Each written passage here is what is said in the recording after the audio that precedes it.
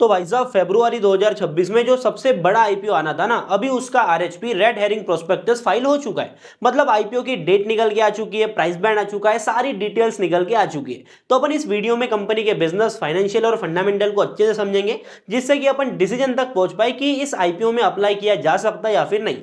बाकी अगर अभी तक आपने वीडियो को लाइक नहीं किया तो लाइक के बटन को दबा दो, सीधा अपन वीडियो में चलते। सबसे पहली बात, कंपनी का नाम अपन जान लेते हैं। कंपनी का नाम है clean max enviro energy solution और कंपनी ने अपना RHP red herring prospectus file किया है 16 फरवरी के दिन, मतलब कल लगभग शाम के करीब हमको इसका आरएचपी आता हुआ दिखा। अभी आईपीओ के इशू साइज की अपन बात करते हैं तो इसका इशू पहले बताया जा रहा था कि लगभग 5,500 करोड़ के करीब देखने को मिल सकता है। पर क्योंकि कहीं ना कहीं मार्केट कंडीशन के हिसाब से आईपीओ मार्केट खराब होने की वजह से कंपनी अपने इश्यूज को छोटा कर रही है, क्योंकि ज्यादा पैसा जब उठाने कंपनी आती है तो कई बार क्या होता है ना, आईपीओ जो होते हैं वो फेल हो जाते हैं। अभी कभी कभी कंपनी प्लान करती है कि हम ज्यादा पैसा मार्केट से उठाएंगे ओएफएस के तौर पर क्योंकि मार्केट में सेंटिमेंट्स बढ़िया नहीं होते तो बड़े ओएफएस वो ला नहीं पाते, जिस वजह से कहीं ना कहीं आईपीओ का साइज जो है ना वो हमको घटता हुआ दिखता है। अभी लगभग 5500 करोड़ 5,500 करोड़ का ये आईपीओ लाना चाहते थे, लेकिन इनका जो टोटल इशू है ना आरएसपी के अंदर ये बता रहा है कि लगभग ये आईपीओ का साइज होगा 3,100 करोड़ का, 31,000 मिलियन, मतलब लगभग 3,100 करोड़ रुपए का इसका इशू देखने को मिल रहा है, जहां पर फ्रेश इशू भी होगा, साथ में ऑफर फॉर सेल भी होगा। अभी 1200 करोड़ का यहां पर होने वाला है फ्रेश इशू, ठीक है, 1200 करोड़ का आपका फ्रेश इशू होगा, वहीं पर ऑफर फॉर सेल होगा लगभग 1900 करोड़ का। अब ये 1200 करोड़ रुपए कंपनी यूज क्या करेंगे अपन इसको भी समझेंगे, पर सबसे पहले अपन कंपनी के धंधे को समझ लेते हैं। देखो, नाम से हमको क्लियरली समझ में आ रहा है clean max enviro energy solution, मतलब कहीं ना कहीं ये इन्वायरमेंट फ्रेंडली क्लीन एनर्जी के अंदर काम करते हैं। कुल मिलाकर कंपनी रिन्यूएबल एनर्जी प्रोड्यूस करती है और इसको सेल करती है। देखो, ये जो कंपनी है ना, ये इंडिया की सबसे बड़ी commercial and industrial renewable energy provider company है, जहां पर कंपनी की अभी के टाइम पर जो installed, managed and owned capacity है वो है लगभग 2.54 गीगावाट्स की, और कुछ कैपेसिटी इनकी अंडर यूटिलाइजेशन है जो हो जाती है लगभग 2.53 गीगावाट। मतलब लगभग अगर जो इनकी अंडर एग्जीक्यूशन कैपेसिटी इंस्टॉल हो जाती है तो इनकी जो एनर्जी प्रोडक्शन कैपेसिटी है ना वो डबल हो जाएगी। देखो, ये कंपनी दो मॉडल के ऊपर काम करती है। पहला तो खुद एनर्जी प्रोड्यूस करके रिन्यूएबल एनर्जी है बाकी कंपनी को सेल करती है।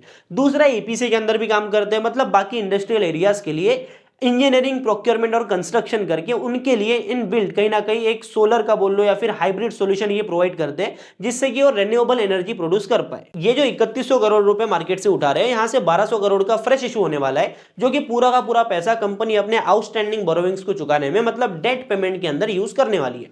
अभी कंपनी डेट पेमेंट करेगी तो इससे कंपनी को फायदा ये होगा कि कंपनी जो लॉस बना रही थी, मतलब अभी के टाइम पर ये लॉस में से प्रॉफिट में कन्वर्ट हुई है, जो कि अपन आगे समझेंगे।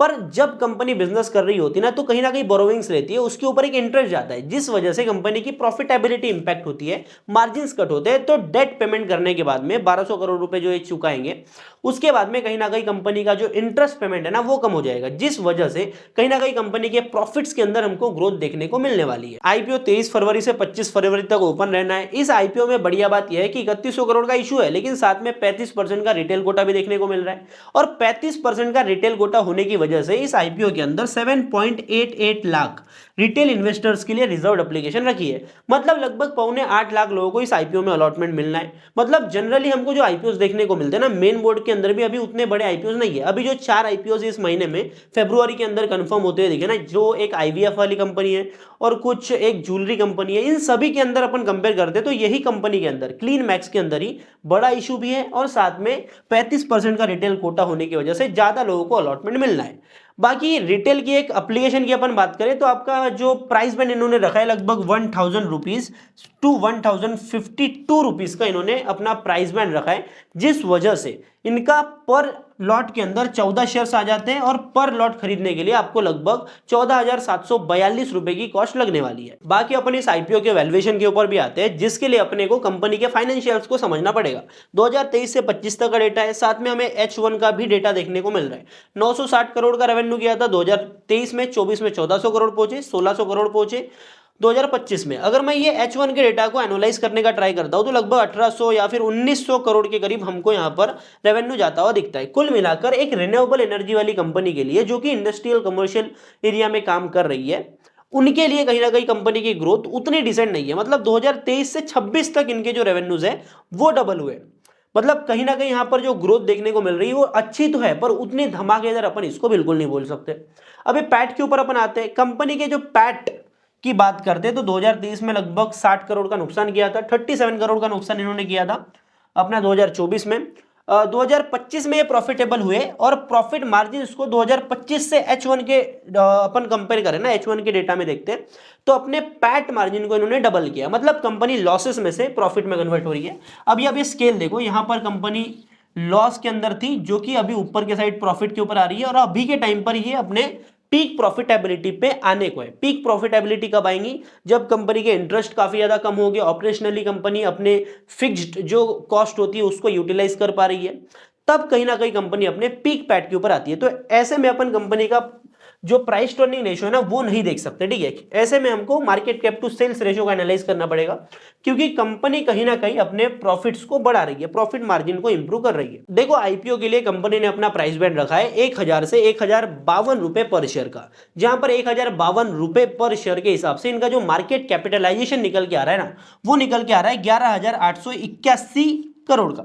मतलब साइज वाइज कंपनी उतनी बड़ी नहीं है, जो कि काफी बढ़िया बात है, लेकिन यहां पर एक नेगेटिव भी आ जाता है, क्योंकि साइज वाइज कंपनी उतनी बड़ी नहीं है, फिर भी यहां पर 2000 करोड़ का, सॉरी 1900 करोड़ का, लगभग 2000 करोड़ ही होता है, 1900 करोड़ का ऑफर फॉर सेल यहां पर हो रहा है। इस वजह से अभी promoters he offer for sale कर रहे हैं, जिस वजह से जहां पर प्री आईपीओ के अंदर प्रमोटर होल्डिंग थी 75%, वो अभी गिरकर लगभग 49% के ऊपर आ जाएगी। मतलब लगभग 25% के करीब कहीं ना कहीं प्रमोटर्स इस आईपीओ के अंदर सेल करके जा रहे हैं। कहीं ना कहीं ये निगेटिव बात हमको देखने को मिल रही है, मतलब कंपनी की जो प्रमोटर होल्डिंग है वो पूरी तरीके से डाइल्यूट हो रही है।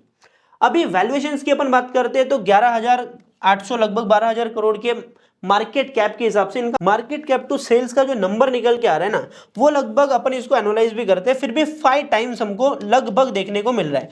तो कहीं ना कहीं market cap to sales wise company renewable energy की है, तो 5x का मार्केट कैप टू सेल्स उतना महंगा भी नहीं है, लेकिन एटलीस्ट ये कहीं ना कहीं 3.5-4 के करीब होता तो बेटर रहता।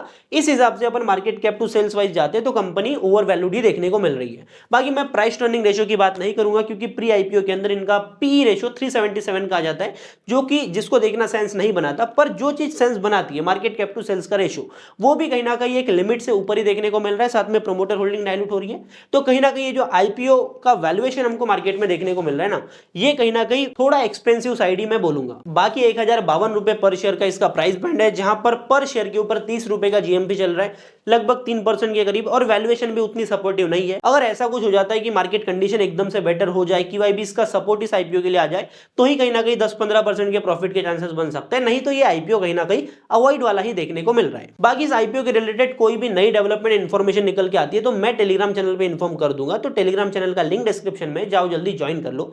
बाकी चैनल पे ना तो सब्सक्राइब करके बेल आइकन कॉल पर सेट कर लेना। बाकी मैं मिलता हूं आपसे अगले वीडियो में, तब तक के लिए बाय बाय, टाटा, जय हिंद, जय भारत।